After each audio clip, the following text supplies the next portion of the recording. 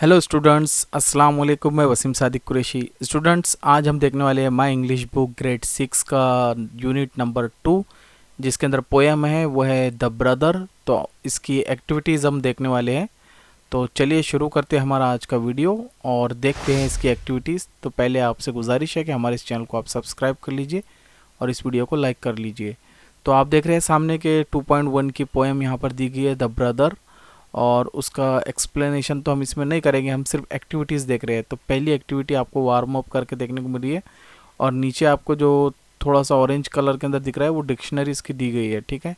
और स्टैंजा इसके अंदर थोड़े समझ में नहीं आ रहे हैं, थोड़ा मिक्सिंग है इसलिए कितने स्टैंजा है।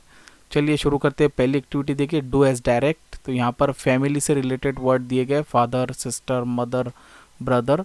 और इधर देखिए फ्रेंड दिया हुआ है, तो उससे रिलेटेड तो क्लेवर, हेल्पफुल, ऑनेस्ट और काइंड, इस तरीके से आपको इसको सॉल्व करना है, अपनी बुक में लिख लेना है।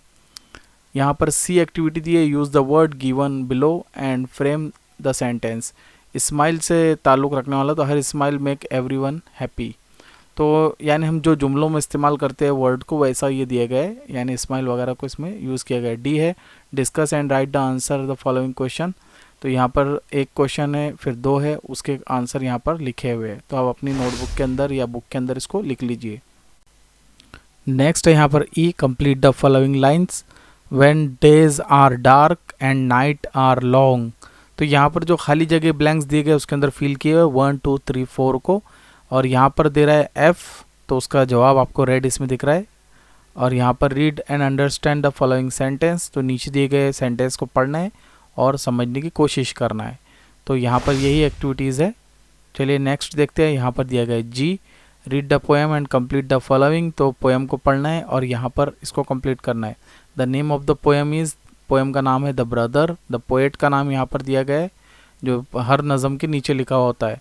द पोएम इज़ अबाउट, ये लव बॉन्ड बिटवीन ब्रदर्स के बारे में है। और यहाँ पर फिगर ऑफ स्पीच दिया गया है और पांचवा भी यहाँ पर क्वेश्चन सॉल्व किया गया है, नीचे एच दिया गया है। नेक्स्ट है I, underline the groups of words which indicate simile. तो यहाँ पर सिमिली के मीनिंग ये होते हैं, मीनिंग तो नहीं है इसको, यानी फिगर ऑफ स्पीच है।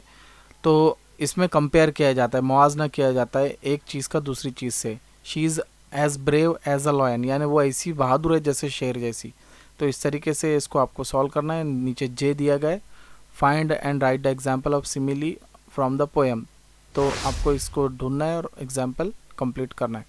नेक्स्ट है यहाँ पर के, find and right the examples of metaphor from the poem. और नीचे दिया गया इसका जवाब भी आपको एक का जवाब दिया गया है। और एम के अंदर आप देखिए, write down the qualities of your brother in the petals, यानी फूल के अंदर आपके भाई की क्वालिटीज़ आपको लिखना है। तो काइंड है, हेल्पफुल है, स्ट्रॉन्ग है, केयरिंग है, सपोर्टिव है, फ्रेंडली है, वो सब हमने इसमें लिख दिया है। लास्ट है इसमें एन, राइट एन ऐसे on my brother using the following points.